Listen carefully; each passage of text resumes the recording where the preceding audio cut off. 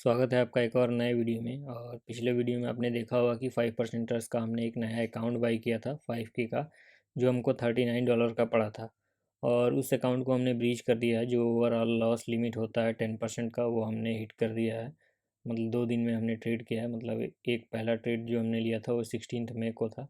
पहला trade profitable था। उसके बाद से हमने यहाँ पे केवल ड्रॉ डाउन ही देखा। तो और उसके बाद हमने मंडे को ट्रेड किया था। तो यहाँ पे जो ओवरऑल लॉस लिमिट है वो हमारा हिट हो गया है। तो यहाँ पे हमारा जो भी मतलब अकाउंट था वो ब्रीच हो गया है। तो यहाँ पे अगर हम बैक करें तो यहाँ पे देख सकते हैं कि ये हमने पहले एक अकाउंट लिया था, वो ब्रीच हो गया है। उसके बाद ये हमने सेकंड अकाउंट मतलब लिया था ये 5%ers पे, तो ये भी हमारा ब्रीच हो गया है अकाउंट। और उसके बाद से मंडे को हमने एक और ट्रेड लिया था, वो हमने फंडेड नेक्स्ट का। पिछले वीडियो में आपने देखा ही होगा कि हम फेज़ 2 में चल रहे थे, लेकिन जो मिनिमम ट्रेडिंग डे था उसमें वो मतलब 4 दिन का था। मतलब 4 दिन कंप्लीट हुआ था 5 दिन में। तो मंडे को हमने वो मतलब फिफ्थ डे के लिए ट्रेड लिया और वो फिफ्थ डे कंप्लीट हो गया। और मंडे को ही हमको एक ये वाला अकाउंट हमको मिल गया था। ये स्टेलर लाइट जो 5K का अकाउंट है, ये हमको मिल गया था। उसके बाद हमने ये लॉगिन किया और इस पे हमने ट्रेड किया। तो इस पे हमने एक ही ट्रेड लिया था और एक ट्रेड में यहाँ पे देख सकते हैं कि $273 का हमने प्रॉफिट बनाया था। मतलब ट्रेड तो तीन तीन लिए थे, लेकिन जो भी मतलब ट्रेड है वो मतलब एक ही ट्रेड में क्वांटिटी और ऐड किए थे। तो पहले 0.1 लाट सेल किए थे, उसके बाद से मतलब 0.1 और मतलब 2 बार ऐड कर दिए उसमें, क्योंकि ट्रेड हमारे फेवर में जा रहा था इसलिए। यहाँ पे देख सकते हैं कि ट्रेडिंग डे जो हमारा है वो केवल एक दिन है, मतलब कि हमने एक ही दिन ट्रेड किया है। ये देख सकते हैं कि स्टार्ट डे जो ट्रेडिंग साइकिल का है वो 19 मई को है और एंड होगा 8 जून को। जो हमारा पे आउट एलिजिबल डेट है वो 9 जून को है, यानी कि 21 दिन बाद जब ये कंप्लीट हो जाएगा ट्रेडिंग साइकिल तो हम अपना पे आउट रिक्वेस्ट कर सकते हैं। यहाँ पे अगर हम ट्रेडिंग ओवरव्यू पे चलें तो यहाँ पे हमको शो करेगा कि जो हमारा प्रॉफिटेबिलिटी है वो 100% इसलिए शो कर रहा है क्योंकि हमने एक ही ट्रेड ही लिया है और वो ट्रेड हमारा प्रॉफिट में गया है, इसीलिए यहाँ पे वो मतलब कि 100% शो कर रहा है, जबकि ऐसा होता नहीं है। अगर इसके बाद अगर हम और ट्रेड करते तो हो सकता है लॉस भी हो सकता है। तो अभी हम इसको मतलब 5% से ऊपर प्रॉफिट इस पे बना लिए हैं, तो हम वेट करेंगे जबकि इस अकाउंट पे मतलब पे आउट आ जाए। उसके बाद हम इस अकाउंट को ट्रेड करेंगे, तब तक ये हम कोई दूसरा चैलेंज बाई कर लेंगे मतलब क्लियर करने के लिए। यहाँ पे देखें तो ये हमने पहला ट्रेड लिया था, इसमें $105 का प्रॉफिट हुआ है। और जब ये ट्रेड प्रॉफिट में हमारा चलने लगा तो यहाँ पे हमने 0.1 लॉट और फिर से एक और 0.1 लॉट हमने क्वांटिटी उसी ट्रेड में मतलब ऐड किया था।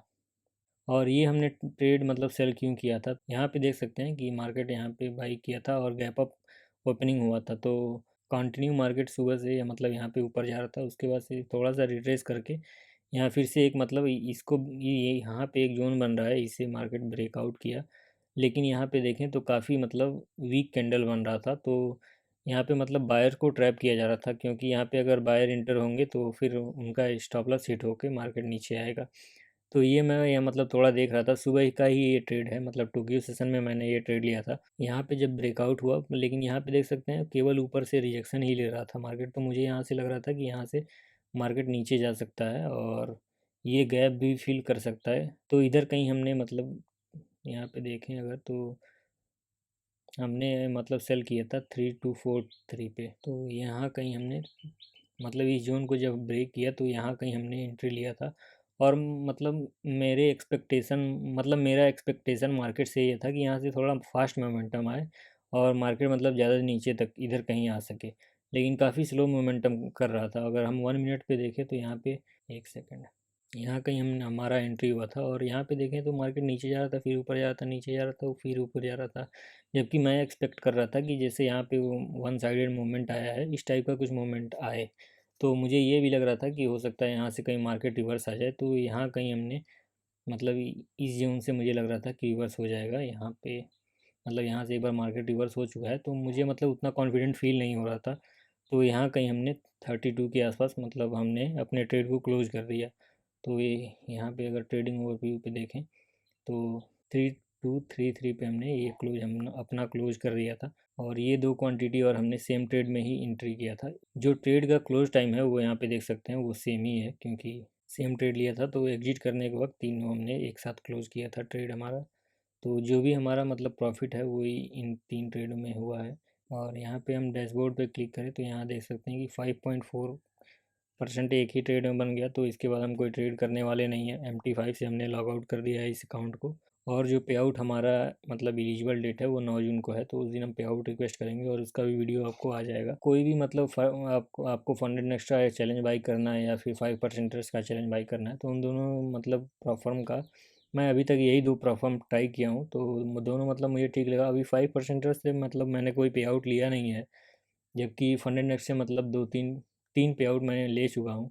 तो इसमें पे आउट में मुझे कोई दिक्कत नहीं आया है, जबकि 5% का भी काफ़ी अच्छा रिव्यू है, 4.9 का रिव्यू है ट्रस्ट पायलट पे। तो दोनों में से मतलब कोई भी अगर आपको बाई करना हो कोई भी चैनल, तो उसका लिंक आपको डिस्क्रिप्शन में मिल जाएगा, वहाँ से आप बाई कर सकते हैं। तो यही था आज के वीडियो में, और मिलते हैं आपको अगली वीडियो में।